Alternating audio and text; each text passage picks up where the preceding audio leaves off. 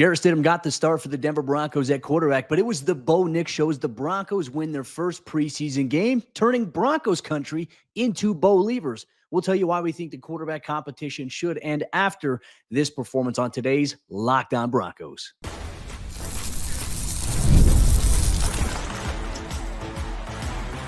You are Locked On Broncos, your daily Denver Broncos podcast. Part of the Locked On Podcast Network, your team every day. What's happening, Broncos Country? Thanks once again for tuning into a brand new episode, Locked On Broncos, your daily Denver Broncos podcast, part of the Locked On Podcast Network, your team every day. Thanks for being an everydayer, and thanks for making us your first listen of the day every single day, wherever you get your podcasts or available on YouTube. I'm Cody Roark, Broncos reporter from Mile High Sports, joined alongside, as always, by Sayre Bedinger, site expert over there at predominantlyorange.com. And look, the Denver Broncos come away with their first preseason win of the campaign. Bo Nix, impressive in his debut. Here's what we'll go over in today's episode of the show. Who are some of the key standouts from Denver's win on Sunday? On top of that, the run game for the Broncos looked more improved, but ball security became a little bit of an issue early on and as the game progressed for Denver. But more importantly, we'll kick things off by looking at Bo Nix as the Broncos quarterback competition is ongoing. He was outstanding in his preseason debut, and some people who are on the fence are turning into Bo-Leavers, according to what we're seeing on social media. We'll break down all the action here on today's show, brought to you by our friends over there at LinkedIn. Post your job for free at linkedin.com/LockedOnNFL. Terms and conditions apply. Sayre, my friend, look, hey, first preseason game in the books here for the Denver Broncos, a 34-30 victory on the road for Sean Payton, who underlined it on his clipboard on Friday. Win, underlined twice with an exclamation mark. They did just that, but really the story of this game is Bo Nix looking impressive in his debut in a Broncos uniform. It was a great debut for Bo Nix, honestly. I think that when you look at the whole of his performance, it was just outstanding from top to bottom, Cody. I mean, just a few of the things that I really noticed overall. I mean, 4 possessions, 4 scoring drives, and should have been potentially 3 touchdowns, I believe, with the pass that went right through Josh Reynolds' hands there. I think Bo did a great job of distributing the ball to different players, running backs, tight ends, receivers, all getting into the mix. 4 out of 5 on third downs. And really, when you see the money down getting converted at that kind of a rate by a rookie quarterback, I don't care if you're playing first or second team, Bo Nix was delivering the ball, not always 100% accurate. A couple of times he threw the ball behind guys, or nice catch by David Sills on a ball that was kind of low from Bo, but ultimately he got the ball out quickly. The touchdown pass to Marvin Mims, outstanding. We saw a little bit of fastball from Bo Nix there, and the mobility. So I don't want to talk about every single thing here, Cody, because I know you have takeaways as well, but just like, and we're not trying to overhype, right? I mean, we got to see a lot of Bo Nix, just like we hoped from the end of the first quarter through the beginning of the second half. He played a lot of snaps. He threw a lot of passes. He did pretty much everything that you would have hoped for a rookie's preseason debut. Yeah, no, I agree. And look, I would say maybe his first 2 throws, you could definitely say, okay, was that a little bit of nerves? Like, hey, this is your first NFL snaps. And granted, look, anytime I think you play your first game in a long time, even if you're Jarrett Stidham, Zach Wilson, I feel like there's got to be a little bit of pre-snap nerve there. His first patch to Greg Dulcich, was a little bit of a dangerous throw, throwing him down the middle right into the safety. You want to avoid that. That's something I'm sure they'll go back and watch on the tape and say, hey, maybe here's what you can do on this one. And then obviously the second throw was a little bit low in the dirt there. But hey, you know what? Like, how fast did he kind of close the gap there? Because you saw those first 2 plays. Okay, now Denver's facing a third down situation. Well, now he's using his legs to roll to the left, and he finds Cortland Sutton on a beautiful strike on the left sideline, getting 2 feet in bounds. And I just think that the decision-making for Bo in this game, it's clearly the stuff that we've been seeing and talking about in almost all the training camp practices. Like Bo, I'd say in the first part of training camp, okay, wasn't necessarily, I think, comfortable, wasn't fully where he needed to be yet. But in the last week and a half, since you and I have been doing these shows, since, at practice, Bo has consistently looked like the better quarterback. And obviously that confidence has translated over into the game. You mentioned some of the throws behind receivers, definitely an area he's going to want to improve on. But I would say the overall command of the offense, I just felt like he was there. There were times at the line of scrimmage he was he was killing a play, audibling into a run, or changing a play call there. I thought he did a really good job. I think not only his mobility was a factor, we saw a designed run there, but I also felt like his mobility and also being able to throw on the run was a little bit of something that was highlighted there. That is going to be a very underrated aspect to his game. And obviously for him finishing a 15 of 21 passing, 125 yards, the touchdown he threw, obviously you mentioned there to Marvin Mims, a little bit of a laser there, the missed opportunity, by Josh Reynolds. I felt like his decision-making overall, there was a lot, I think, to be confident about in terms of what we saw from Bo Nix. And I had a lot of Broncos fans after the game. I tweeted out what they thought. And there are a lot of people who are turning into Bo leavers here. And look, it's exciting. And look, there's still obviously a lot of work, a lot of room to grow here for a guy like Bo.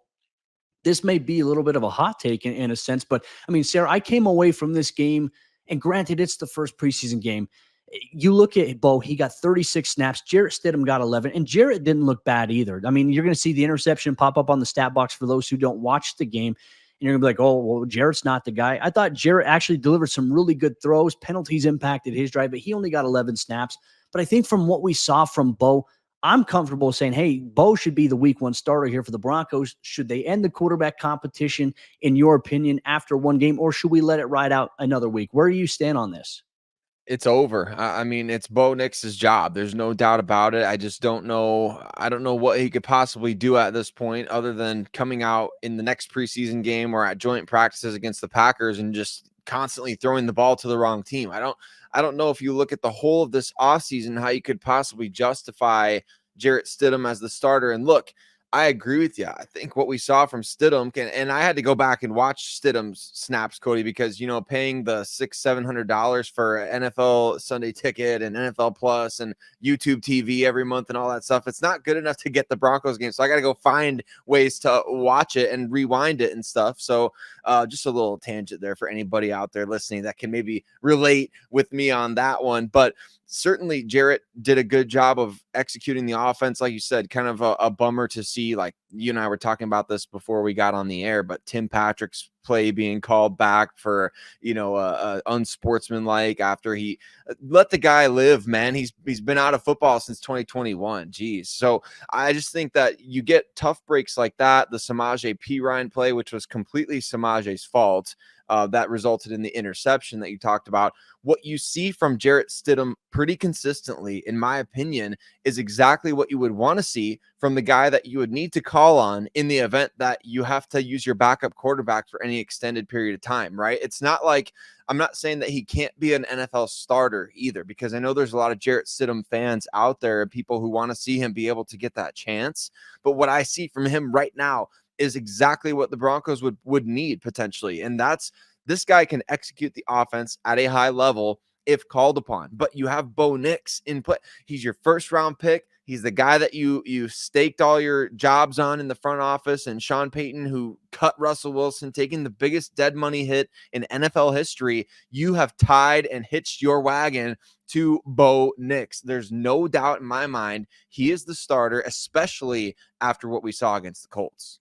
Well, Bo was obviously very impressive. I thought Zach Wilson did a good job coming in as well, looking good. And look, I think you want Zach to look good against the third team defense that you're going to go against. I think there would be a little concern. But, I mean, I like the way that he also played. And there's going to be some questions about, Zach Wilson now quarterback too. I've seen some of that pop up.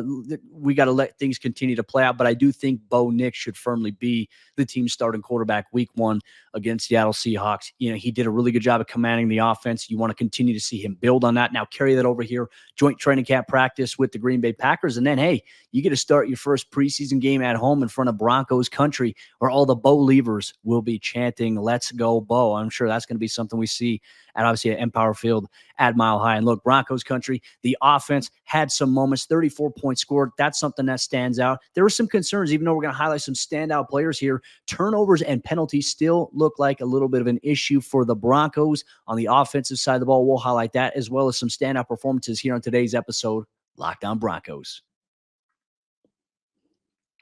Broncos Country, today's Locked On Broncos postgame report is brought to you by our friends over there at LinkedIn Jobs. And when you're hiring for your small business, you want to find quality professionals that are right for the role. That's why you have to check out LinkedIn Jobs, because LinkedIn Jobs, they have the tools that will help you find the right professionals for your team faster and for free. LinkedIn isn't just a job board. LinkedIn helps you hire professionals that you can't find anywhere else, even those who aren't actively searching for a new job, but might be open to the perfect role if the opportunity arises. In a given month, over 70% of LinkedIn users don't visit other leading job sites. So if you're not looking on LinkedIn, you're looking in the wrong place. And on LinkedIn, 86% of small businesses, they get a qualified candidate within 24 hours. Hire professionals like a professional on LinkedIn. And LinkedIn knows that small businesses, they're wearing so many hats and they may not have the time or the resources to hire. So that's why they've made an effort to make it easier for you, even launching a new feature where you can write job descriptions, making the process even quicker and easier. So check it out. Post your job for free at linkedin.com/lockedon NFL. That's linkedin.com/lockedon NFL to post your job for free. Terms and conditions apply. The Denver Broncos offense scored 34 points in a win against the Indianapolis Colts. Probably could have been about 54 or more if they hadn't been turning the ball over as much. We're going to talk some standouts for better or worse from the Denver Broncos offense in this victory preseason week 1 against the Indianapolis Colts. Thank you so much, Broncos Country, for making us part of your day, however you choose to do so. You know, your friends Cody and I, we're going to be here every single day covering the team that you love so much, the Denver Broncos, all season long right here on the Locked On Podcast Network. And after your first listen is Denver Broncos every day, you know what? Go over and check out Locked On Fantasy Football for your second listen every day. So you're not a terrible fantasy football player like me. You got to listen to the experts and get to know how to build your roster. And maybe Bo Nix and some of these offensive playmakers. You might draft a Broncos offensive player this year, Cody. And you know what? We got a chance to see a lot of these running backs. Talk about confusion in terms of fantasy football. I think right now there's a semi-clear pecking order at running back for the Denver Broncos. Obviously, you know, it was a heavy workload day for the backup running backs, as it should have been, because we need a clean evaluation on these guys. To me, the running backs, both for good and bad, were the biggest offensive standouts outside of course, the quarterback position in this win against the Colts. Yeah, no, I would agree with you. You know, a lot of good, a lot of bad. Look, I think without question, Javonte Williams is going to be the number 1 back for the Broncos this year. His day was done really when Jarrett Stidham's day was done. So after really 11 snaps, you saw that transition play out. But man, we got to see a lot of Jaleel McLaughlin. We got to see a lot of Audric Estime, Blake Watson, Tyler Beatty, and, you know, a little bit of Samaje Perine sprinkled in there as well. I came away from this game in terms of standouts. There are, as you mentioned, some good and some bad. Like with Jaleel McLaughlin, I felt like if we're talking about any running back who probably had the most consistent, productive day from an efficiency standpoint, I would say it was Jaleel in this game here. Audric Estime had some good moments, and obviously, you know, a rushing touchdown, he punched it in. But the concern to me was he had a fumble that was popped out and obviously returned for a touchdown. That is something that is going to hinder, you know, I think being on the field, right? And I think as we look at this game, you mentioned Samaje Perine's bobbled in, you know, catch that he had that should have been caught cleanly that led to an interception. Like this right here is, I think, what will define the Broncos running back room in terms of the rotation behind Javonte Williams, right? And obviously not a great start from the turnover department because it was the running backs who primarily put the ball on the ground. Blake Watson had some explosive plays as well. You can definitely see his speed and his flashes of potential, but he also had a couple of drops. I think he dropped one of his kick return attempts there. He obviously put the ball on the ground. Denver was luckily able to recover it. Sam Mustipher was able to fall on it. I came away impressed with the Broncos running backs. I thought the run game did well for the most part. I mean, when you look at what Denver was able to do offensively, they finished with 131 yards on the ground. You like to see that, especially in a win. But the turnover is definitely a concern. That's something that can come back to bite you in the tail. And obviously it led 2 points for the Indianapolis Colts. Your takeaway on what you think the pecking order is now here at running back, because I think it's clearly Javonte Williams, Jaleel McLaughlin, and right now a little bit of like, I'm not so sure for everybody else, maybe outside of Tyler Beatty, who's also had a really good camp. But when you consider Audric Estime's positioning, it makes it really tough unless you're going to carry 4 backs on this 53-man roster in September. And that may be something that the Broncos get forced to do ultimately. I thought another standout in terms of these running backs standing out, Cody. How about Nate Adkins making a bunch of blocks out there as well? I think he deserves some flowers.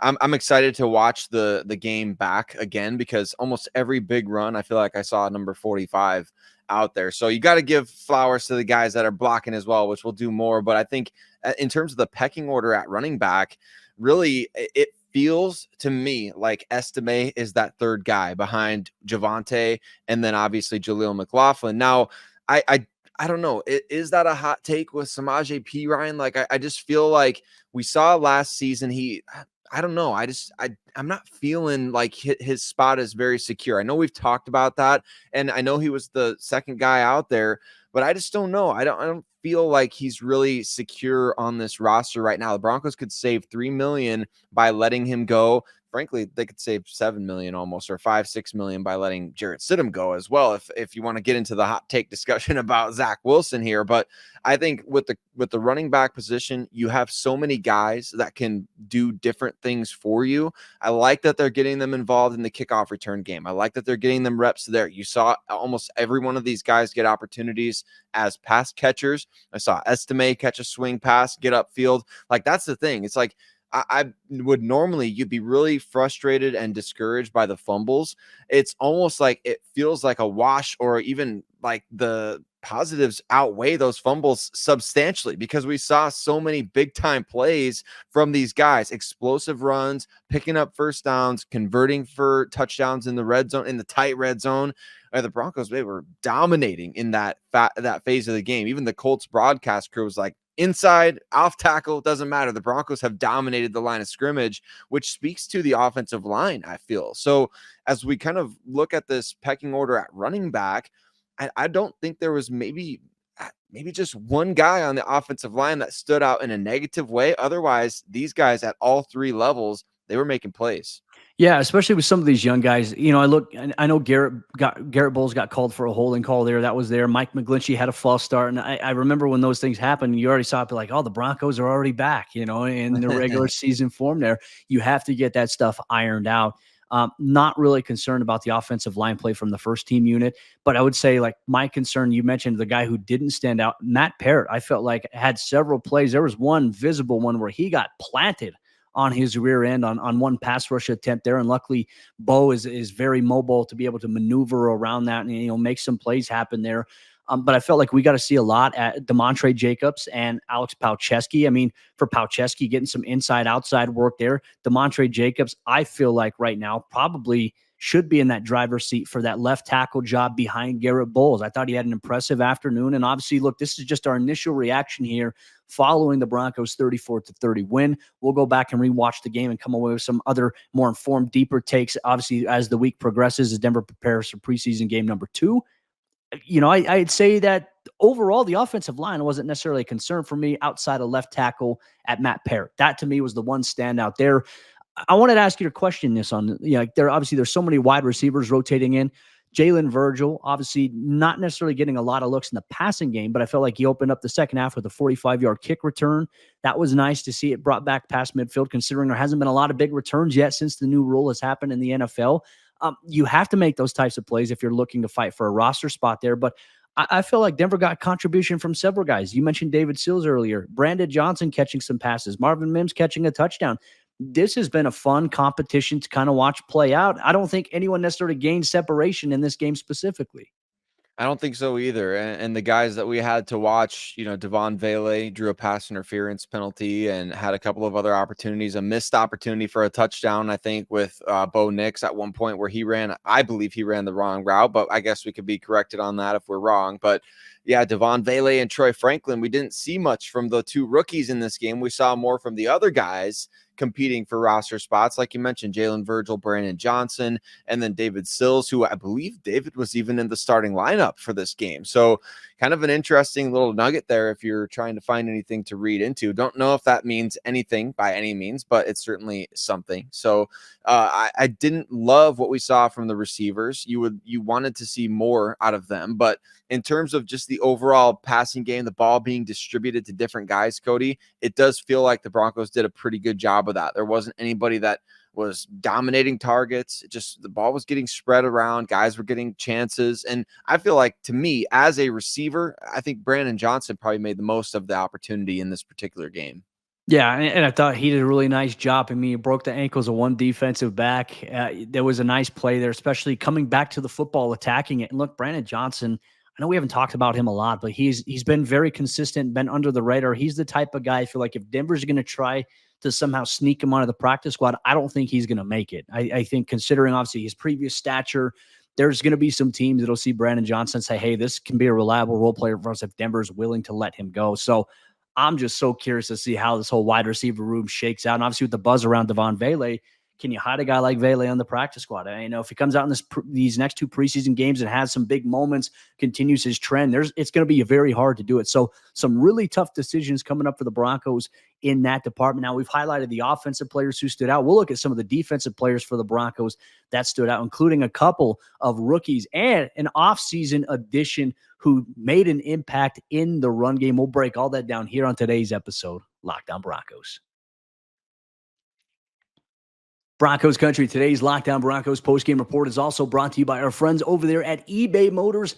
Passion, drive, and patience, the formula for winning championships, is also what keeps your ride or die alive. And that's something that Sean Payton has maybe with Bo Nix: passion, drive, and a little bit of patience. Superchargers, roof racks, exhaust kits, LED headlights, and more. Whether you're into speed, power, or style, eBay Motors has you covered with over 122 million parts for your number one ride or die. You'll always find exactly what you're looking for. And with eBay Guaranteed Fit, your part is guaranteed to fit your ride every time or your money back, because with eBay Motors, you're burning rubber, not cash. With all the parts that you need at the prices you want, it's easy to make your car the MVP and bring home huge wins. Keep your ride or die alive at ebaymotors.com. Once again, it's ebaymotors.com. Eligible items only. Exclusions apply. eBay Guaranteed Fit, only available to U.S. customers. As we jump into the fourth quarter action on today's episode, Locked On Broncos, we'll focus on some of the defensive standouts from Sunday's 34-30 victory for the Denver Broncos. Before we do that, once again, I want to say thanks to all the everydayers out there in Broncos Country for tuning in, making us your first listen. Just a reminder, you can get this show for free on YouTube or wherever you get your podcast. Make sure you like the video, comment on YouTube, engage with other members in Broncos Country. The season is here and the community building continues here on the podcast. We appreciate you, Broncos Country. Sayre, let's talk about the defensive side of the ball. And, I think that we were excited to see several players. We know that no Patrick Surtain in this game, no John Franklin Myers, and no Zach Allen. I was very curious to see how the Broncos come out. Jordan Jackson got the start, but I felt like we got to see quite a bit from Denver defensively. Now, obviously, there's some things that, maybe want to get out of the way, but let's focus on maybe some of the starters. And look, I think one guy who picked up where he left off last year, Alex Singleton at inside linebacker.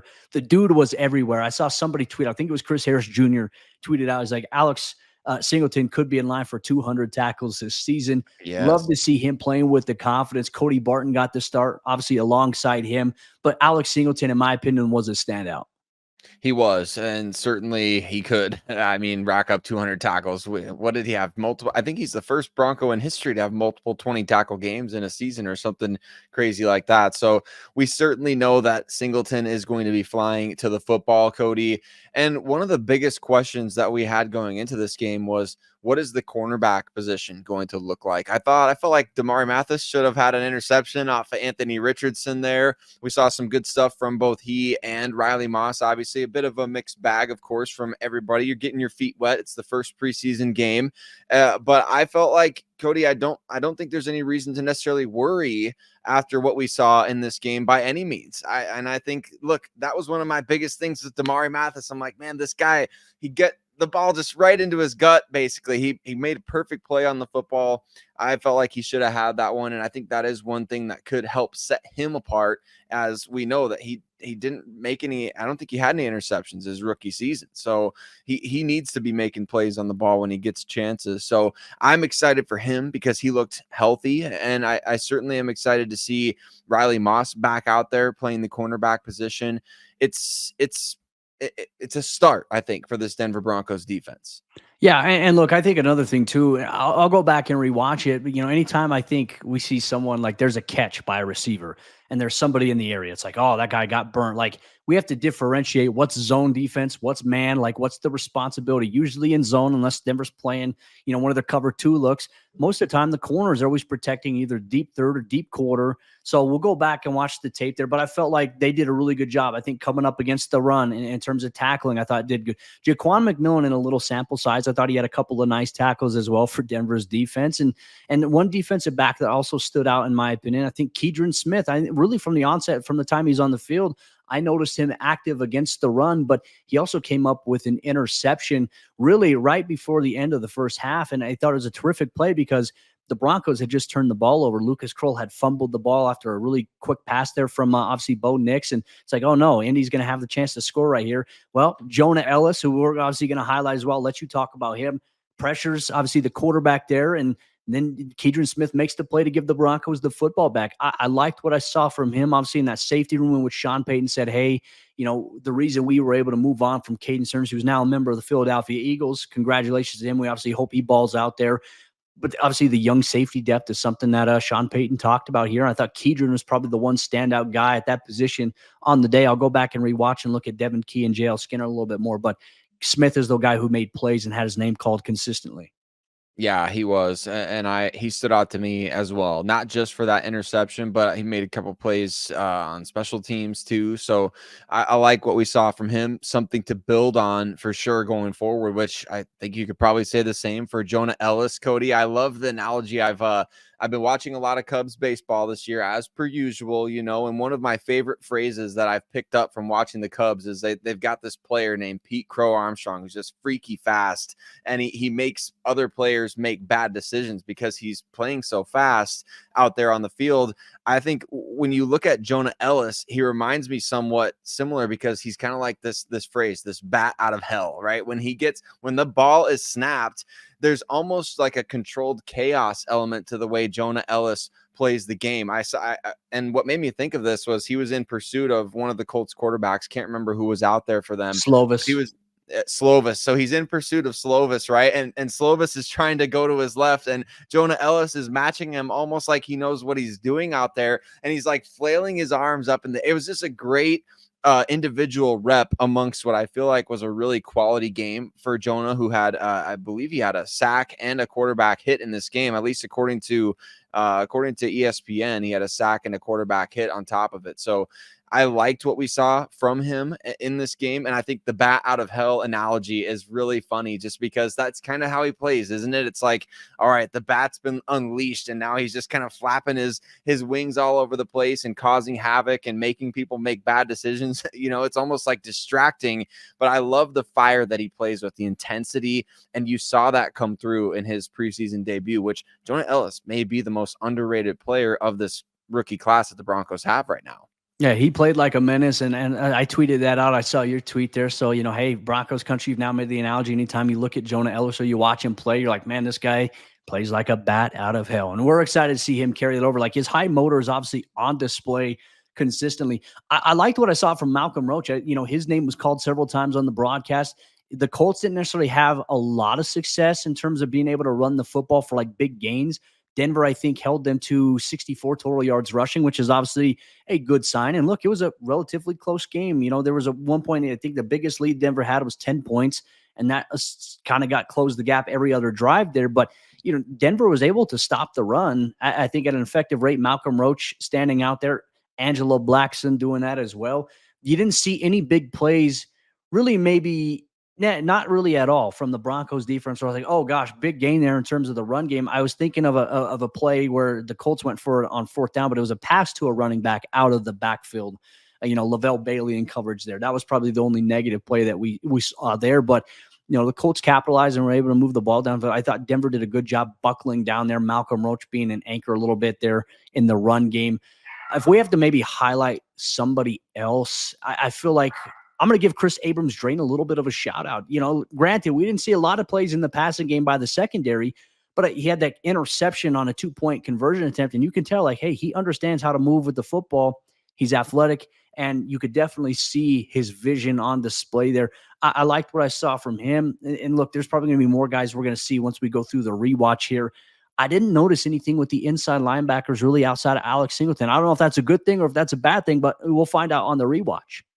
Yeah, I kind of felt like the I don't know if it was the third team defensive line, like when Elijah Garcia, Matt Henningsen were out there, kind of felt like those guys were getting washed out a little bit. So you didn't see many opportunities to make plays behind the line of scrimmage for guys like Jonas Griffith and Lavelle Bailey, who were out there, and Jonas playing deep into this game, which was something that I noted, Cody, as well as Marvin Mims. I know we're not talking about the offense anymore, but Marvin kind of played deep into the game. I'm sure we'll talk more about that later this week. But I think overall, defensively, another situation to monitor is off the edge, where Thomas Incoom played a very good game on special teams. I saw 59 down there first on a number of occasions and making the play on a couple of occasions as well. And also Dondre Tillman. How about the strip sack, right? So you love to see that stuff from these guys. I know the Broncos did allow 30 points in this game, so people listening who didn't get a chance to watch the game might be like, well, they allowed 30 points. How good could the defense have really been? Well, those turnovers from the offense really contributed heavily to the Colts being able to score 30 points. So I think that was a big reason for it. But individually, I think the areas that need the most improvement this week, the defensive backfield amongst that second, third unit, we need to see better from those guys, as well as, like you said, the off-ball linebackers. Those guys got to make splashes in order to be able to potentially make this roster. Yeah, and I was really excited too. I wanted to see Lavelle Bailey, Jonas Griffith together. And look, we didn't get to see too much in a sense that stands out. I'll go through and rewatch the game, but I imagine maybe this week against Green Bay, we'll see Alex Singleton and Jonas Griffith probably start this game against the Packers. I know the Packers aren't expected to play a lot of their starters. Obviously, that's what Matt LaFleur has said following their first preseason game. But obviously, a lot of exciting things. Look, Broncos country, a win in the preseason is big. Is it going to define the regular season? Not necessarily, not from a win-loss standpoint, but it allows us to see these guys a little bit clearer as we go forward. And obviously a promising development, as we talked about here. Bo Nix looking impressive in his debut, garnering a lot of discussion right now on social media, not just from the fan base, but I think also from some national media outlets and analysts across the board. They're like, hey, like Bo Nix has played really well. And I think that there's stuff to build on, things that even he can do better here. I'm excited to see how the Broncos and Sean Payton attack it this week. And look, Broncos country, that'll wrap up our Locked On Broncos post-game report, our first of many for this season. Make sure you join us following every single game. For all you everydayers out there, here's what you can expect on tomorrow's episode of the show. We're going to go through our rewatch there. We'll talk a little bit more about some things that stood out to us in terms of Denver's offense on third down, Denver's defense on third down. Where did they improve? Should we be reading into Marvin Mims playing in the game as late as he did? Is there something to look at there? We'll break all that down and much more in tomorrow's episode. Locked On Broncos. Thanks for making us your first listen. For your second listen after the show, go check out the Locked On Fantasy Football Podcast so you can win your fantasy matchups here this upcoming season. We'll have you covered for another episode of the show tomorrow.